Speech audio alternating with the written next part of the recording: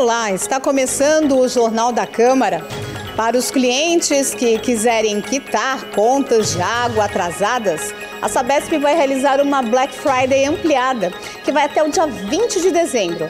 A ação, que promete abatimentos na negociação das dívidas, é voltada a imóveis residenciais, comerciais e industriais.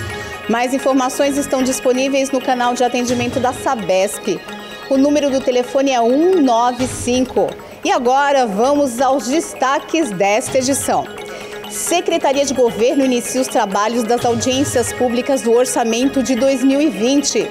Cultura prevê verba de 20 milhões e 600 mil reais para o ano que vem. Meio Ambiente divulga foco em proteção animal e manutenção de praças e parques em 2020. Educação quer ampliar número de salas de aula e reduzir turnos escolares. É o que você acompanha a partir de agora.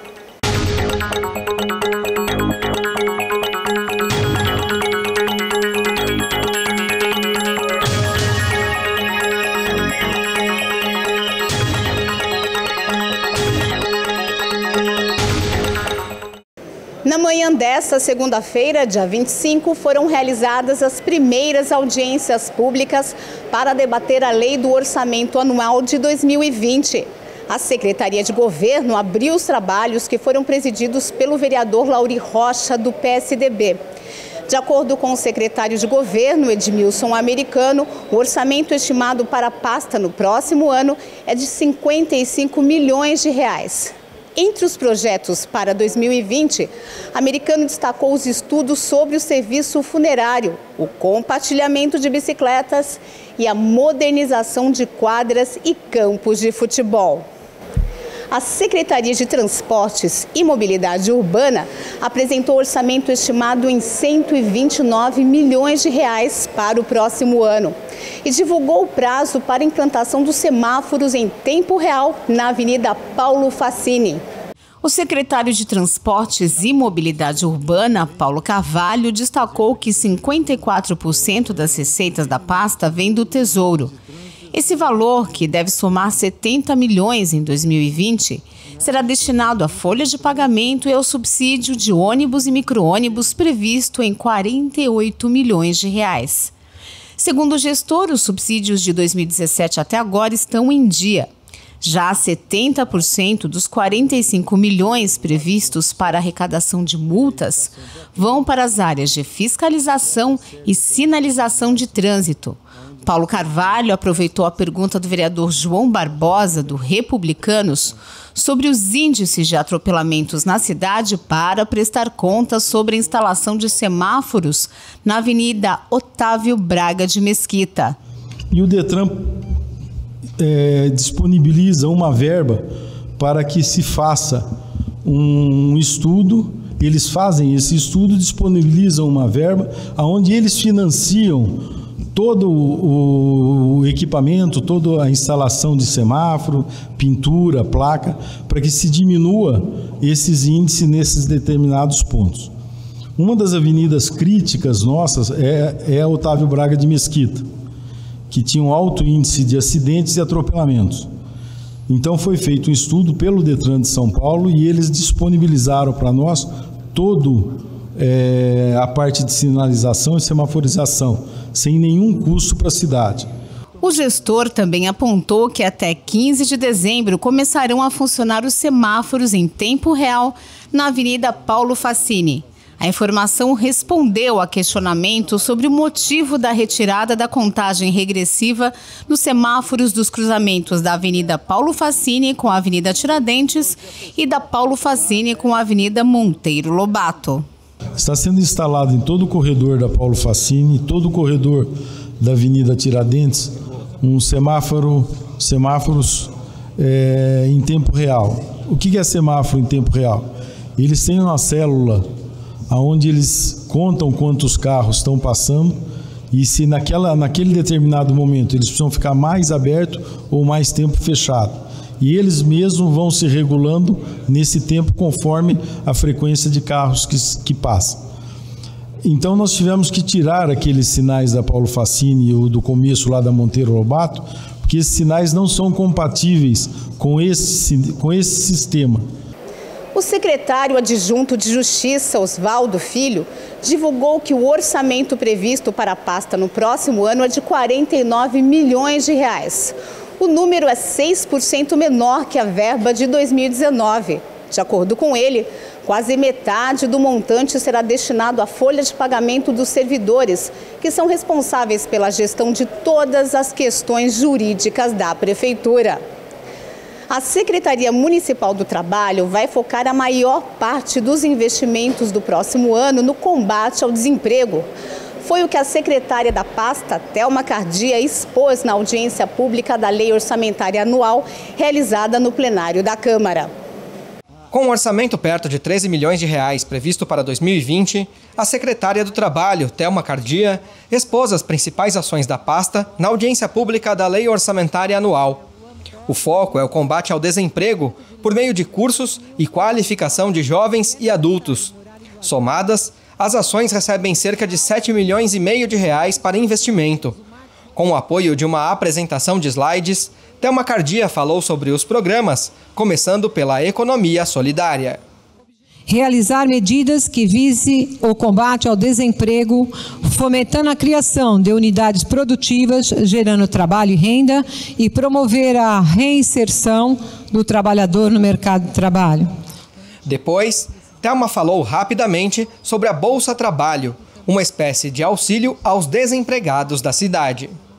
Cursos oferecidos: jardineiro, 55 vagas, pequenos reparos domésticos, 55 vagas, benefícios: bolsa auxílio de meio salário mínimo, vale alimentação, vale transporte e seguro de vida. Qual é o objetivo? Atender a população em situação de desemprego e exclusão no município, de forma a garantir uma renda mínima. Justifica: os trabalhadores desempregados que se encontram abaixo da linha da pobreza necessitam de um auxílio maior e de políticas públicas específicas voltadas para os mesmos. A maior parte dos recursos está destinada para o apoio ao trabalho de jovens entre 16 e 21 anos. Formação social e profissional, articulada com a elevação de escolaridades, que é o POG. Programa Jovem Trabalhador. Benefício: bolsa auxílio, vale alimentação, vale transporte, seguro de vida. Os cursos oferecidos são 300 vagas com duração de 6 meses no período da manhã e da tarde.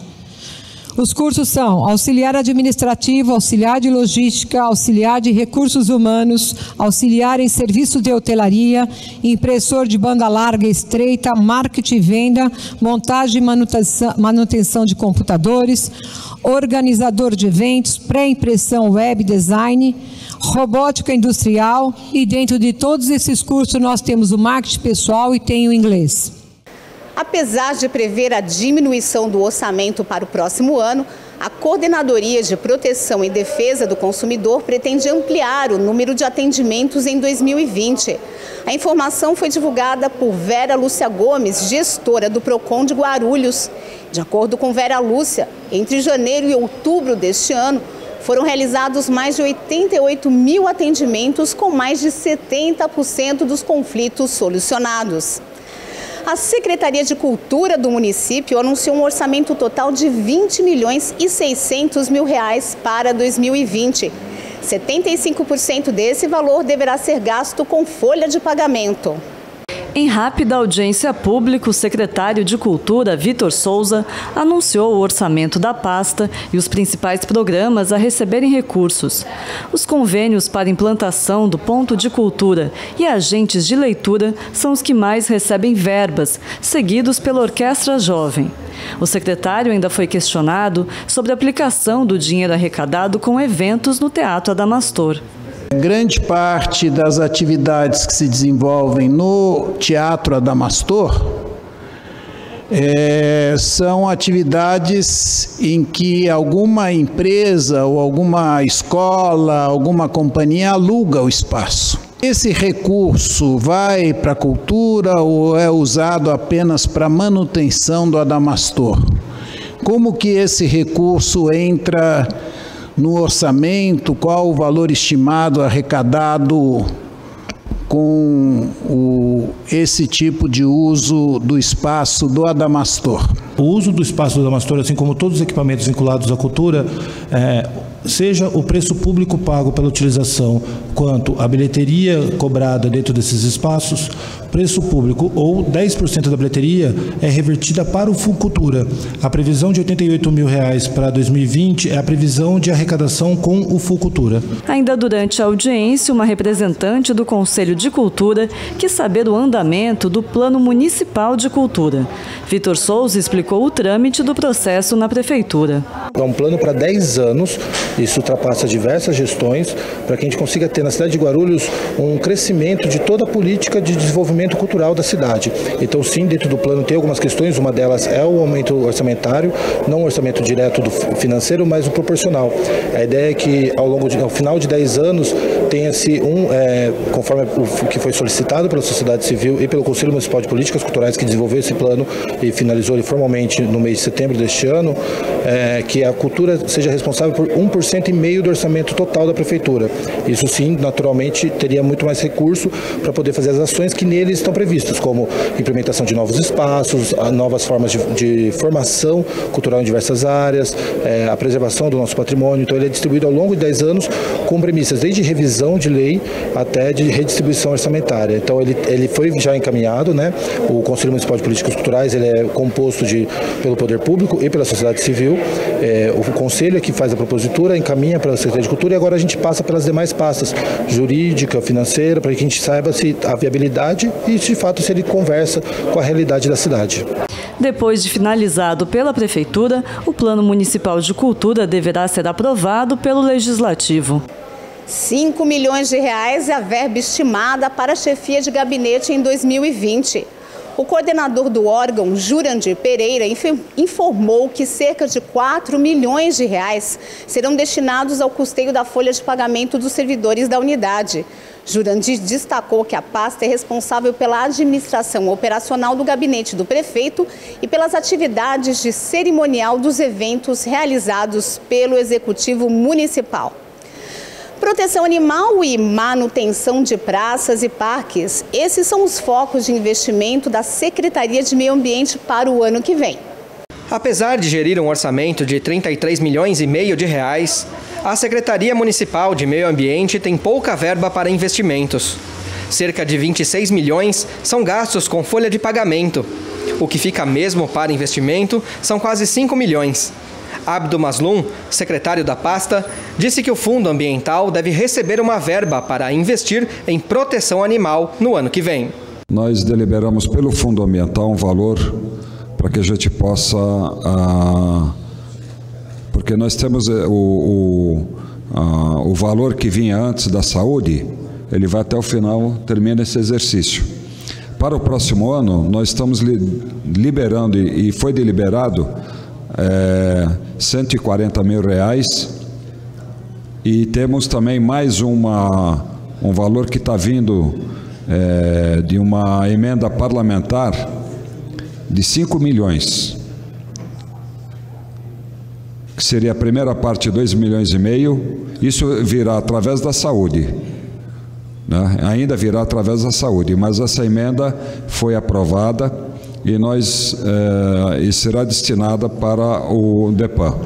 Abdo também afirmou que a manutenção de praças e parques públicos continua como responsabilidade do meio ambiente. A área verde, claro, continua sobre a nossa responsabilidade, né? Os cuidados, né? As podas das árvores e o cuidado lá do parque, vamos manter sobre a nossa responsabilidade. E a questão das academias também, nós já, promessa do governo Guti, de 100 academias, 100 parquinhos, nós já estamos com praticamente metade, né? E a outra metade já encomendadas. Com um orçamento de R$66 milhões, a Secretaria de Habitação destacou o programa de regularização fundiária como prioridade para 2020. 31,5 milhões de reais, ou seja, 48% do orçamento da Secretaria de Habitação, será destinado à regularização fundiária. O secretário de Habitação, Silvio Figueiredo, estima que atualmente 185 mil famílias vivem em unidades irregulares. O município tem seríssimos problemas com ocupações em áreas de risco. Nós temos hoje mais de 100 ações civis públicas, que são de 2015 a 2017, e essas ações, muitas delas já transitaram em julgado, onde nós temos até multas diárias para remover essa população. É um esforço gigantesco, o prefeito tem se desdobrado, como todos sabem, temos problemas de orçamento, de falta de recurso, mas mesmo assim a gente tem conseguido avançar. O secretário de Habitação demonstrou a intenção da Prefeitura de formar um bairro na região do Ponte Alta a partir de lotes urbanizados. O empreendimento de interesse social teria 345 lotes residenciais e 378 apartamentos com infraestrutura incluindo parque, escola, unidade de pronto atendimento, quadra poliesportiva e área comercial. Figueiredo explicou que o projeto ainda depende de análise federal. Os recursos, nós não temos previsão na LOA, no orçamento, para a implantação desse empreendimento. Mas, por uma determinação do senhor prefeito e com a nossa ideia realmente, dentro da habitação, desenvolver, avançar, nós já pleiteamos junto ao Ministério da Fazenda e junto ao agente financeiro, que seriam recursos externos, que atualmente está em fase final de aprovação desses recursos, que deve acontecer agora na primeira quinzena de dezembro. Então, acreditamos que para o início do ano que vem, já no primeiro semestre, já teríamos condições de começar a desenvolver esse projeto, que ele é um projeto mais amplo. Respondendo ao questionamento da vereadora Janete Pietá, do PT, Silvio Figueiredo explicou que a locação social e o auxílio moradia correspondem a R$ 400 mensais por família, totalizando um valor de R$ 5.600.000 no orçamento. 1.150 famílias recebem o benefício. Quanto aos gastos na área de gestão, a folha de pagamento da pasta está estimada em R$ 10.600.000 e o custeio soma cerca de R$ 2 milhões. A Secretaria de Educação apresentou orçamento estimado de aproximadamente R$ 1.150 bilhões, o maior da Prefeitura. A prioridade para 2020 é a redução de 3 para 2 turnos escolares com construção de novas salas de aula. O secretário de Educação, Paulo César Mateus da Silva, pontuou que os gastos com o pessoal somam quase R$ 670 milhões. Segundo ele, 6% do orçamento da pasta, ou seja, pouco mais de R$ 70 milhões, serão destinados a investimento. Desse valor, cerca de 37 milhões serão revertidos a obras e instalações. Além de reformas, a prioridade nesse caso é a ampliação no número de salas de aula, visando a redução de turnos escolares. Para atender essa necessidade de acabar com o terceiro turno, nós vamos ampliar salas naquelas unidades que comportam a construção de novas salas. Nós temos um levantamento prévio aí que pelo menos 40 e tantas unidades há a possibilidade da gente edificar novas salas, 3 ou 4 salas. E com isso a gente pretende diminuir ou se não zerar a demanda para que nós tenhamos todas as escolas da rede em 2 turnos, que é o que preconiza também o PNE. O gestor da Secretaria de Educação anunciou que os CELs Bom Sucesso, Itapejica e Continental serão entregues em dezembro. Já o CEL São Domingos será finalizado em abril de 2020. O secretário descartou a possibilidade de haver terceirização dessas escolas. O CEL não tem nenhum propósito de terceirizar, nós vamos continuar. Nós tivemos que fazer pontualmente essa situação dessas creches, que foram essas 2 que foram objeto da polêmica e do questionamento, em razão, obviamente, da falta de recursos. Não era assim, acho que era indigno uma população precisando daquela creche funcionando e a gente mantendo, porque a gente não tinha recurso para prover, e esse foi o caminho que nós encontramos. Os gastos com alimentação escolar e leite devem chegar a 46,5 milhões de reais.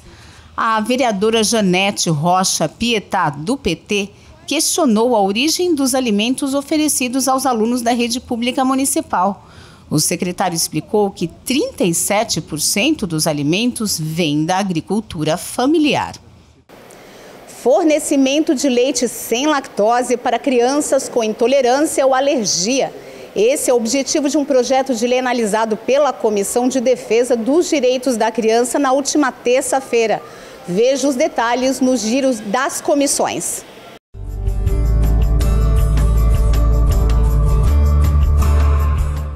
A Comissão de Defesa dos Direitos do Consumidor analisou 2 projetos de lei em reunião realizada dia 26 de novembro.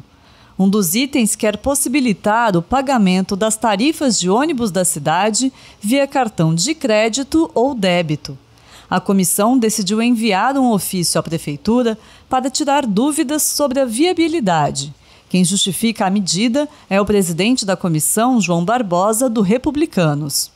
Nós vamos oficializar aqui a Secretaria STMU para que eles possam nos passar informação para ver se existe alguma coisa já voltada para isso. Porque nós tememos, por conta de que futuramente, se isso aprovado, esses custos, né, pela aquisição da máquina, dos valores que são cobrados pelas operadoras de cartões, seja repassado pelos munícipes, pelos usuários do cartão. Sempre sobra para os passageiros, para aqueles que usam o cartão. Então, nós não queremos que isso venha onerar, entendeu? Aos usuários, entendeu? Dos coletivos, aqueles que são os passageiros. Já um projeto sobre o SAAI, Serviço Autônomo de Água e Esgoto, recebeu parecer contrário devido à concessão do serviço à Sabesp. A Comissão de Finanças do Legislativo analisou 5 projetos na última reunião. Entre eles está o projeto de reestruturação e criação do plano de carreira da GCM, Guarda Civil Municipal. Mas esse item ainda não recebeu parecer. A comissão aguarda a resposta de um ofício enviado ao Executivo para garantir que o limite de gastos com os servidores está sendo respeitado. Presidente da comissão, pastor Anistaldo, do PSC, justifica a espera.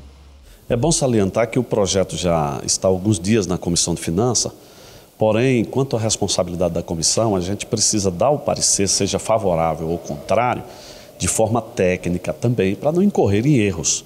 Então, foi feito um ofício pela Comissão de Finanças ao Executivo para que esclareça melhor a questão da receita corrente líquida, se não vai ultrapassar o limite, que é o nosso ver de 54%. Então nós estamos aguardando este bendito ofício para que a comissão volte a avaliar e possa dar o parecer. A gente quer aproveitar para dizer aos funcionários que nós estamos na dependência também deste ofício para que de forma técnica a gente possa dar esse parecer final. Os outros 4 projetos da pauta receberam parecer favorável. Um destaque é o projeto que regulamenta o serviço de cemitérios no município. A Comissão Permanente de Meio Ambiente analisou um único projeto de lei durante a reunião. A proposta da Prefeitura é revogar uma lei de 2007 que obriga o município a podar árvores em condomínios de interesse social. A justificativa seria a falta de recursos financeiros para executar o serviço.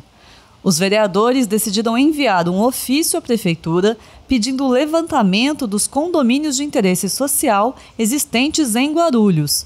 Mas o presidente da comissão, Thiago Surfista, do PRTB, já se declarou contrário a revogar a lei. Na verdade, a gente quer entender melhor qual que é a preocupação da Prefeitura, porque, ao meu ver, hoje na cidade o serviço de poda e de retirada de árvores ele precisa avançar, né? E esses condomínios, isso por verificação própria, às vezes não tem condições nenhuma do próprio condomínio, através dos moradores, efetuar esse serviço. Então, por que vai revogar a lei e deixar esse público que merece ter esse atendimento? Às vezes a gente tem alguma árvore morta, corroída por cupins, criando uma situação de perigo de morte ou até de dano ao patrimônio, e aí a gente não vai atender, com a alegação de que a prefeitura está sem recursos, que o Brasil está sem recursos. Isso é uma coisa que a gente vai ter que acertar, a administração atual e as outras administrações têm que acertar as contas dos municípios, e aí a gente pode fazer uma recuperação e melhorar o serviço. Só que com base em falta de recursos, para mim, não dá para alegar que não dá para fazer esse tipo de serviço, principalmente a população mais carente que vive nesses condomínios de interesse social. A Comissão de Defesa dos Direitos da Criança emitiu 2 pareceres durante a reunião do dia 26. Um dos projetos analisados prevê o fornecimento de leite sem lactose para crianças com intolerância ou alergia no programa Leite em Casa. O presidente da comissão, Wesley Casaforte, do PSB, justificou o parecer favorável. É importante o projeto do vereador João Darcy, parabenizar o vereador pela propositura, tendo em vista que diversas crianças têm esse problema com lactose. Isso acabou ocasionando diarreia e outras reações alérgicas que acaba trazendo uma complexidade. Então, a propositura do vereador é legítima, demos parecer favorável e fico contente da gente poder inserir isso dentro do nosso município. Já um projeto que obriga a realização do teste do coraçãozinho em recém-nascidos recebeu parecer contrário.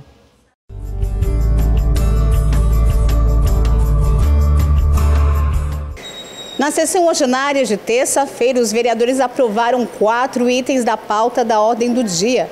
O Dia Internacional de Combate à Violência contra a Mulher foi lembrado em plenário. Antes das votações, a vereadora Janete Rocha Pietá, do PT, falou sobre o Dia Internacional de Combate à Violência contra a Mulher, comemorado em 25 de novembro. Ontem, 25 de novembro, foi o Dia Internacional contra a Violência à Mulher. E eu gostaria de repercutir nesse momento um artigo da Folha de São Paulo mostrando que em 4 dias, 4 mulheres foram mortas pelo seu marido, ex-companheiro ou namorado. E que, infelizmente, há um aumento da violência contra a mulher em todos os níveis.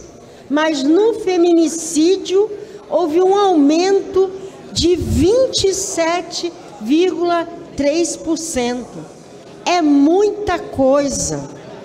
Hoje em dia, uma mulher foi morta nem sabendo por quê.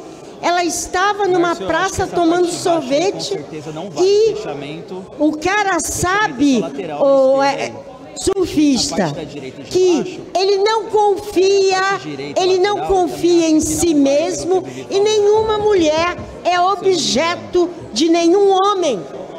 O homem e a mulher têm direito, se não dá certo, buscar outra vida. No grande expediente, 11 itens foram deliberados. Na ordem do dia, 4 itens foram aprovados pelos vereadores. 2 concessões de títulos honoríficos, o relatório final da SEI dos decretos e um projeto de reinserção social de presidiários em regime semiaberto por meio do trabalho, de autoria do vereador Edmilson Souza, do PT. Os itens que seriam apreciados na sessão extraordinária ficaram para a próxima quinta-feira.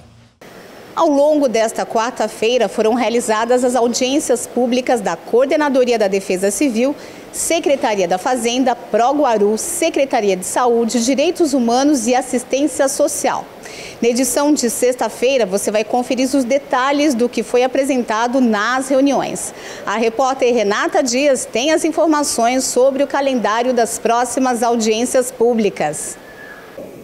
Olá, Eliane. Na quinta-feira, a partir das 9 horas da manhã, será apresentada a fixação de despesas e receitas das secretarias de Gestão, Segurança Pública e Serviços Públicos. Já na sexta-feira, também a partir das 9 horas da manhã, é vez da Secretaria de Esporte e Lazer, seguida da Câmara Municipal e PREF, Obras, Desenvolvimento Científico, Tecnológico e Inovação e, por fim, a Controladoria Geral do município. E é bom lembrar que todas as audiências elas são abertas à participação popular e também transmitidas ao vivo e na íntegra aqui pela TV Câmara Guarulhos. É com você, Eliane. Obrigada, Renata. E o Jornal da Câmara fica por aqui, mas você pode acompanhar as informações do Poder Legislativo de Guarulhos pelo nosso site e pelas redes sociais da Câmara. Nós agradecemos a sua audiência e voltamos na próxima sexta-feira com mais uma edição inédita. Obrigada e até lá!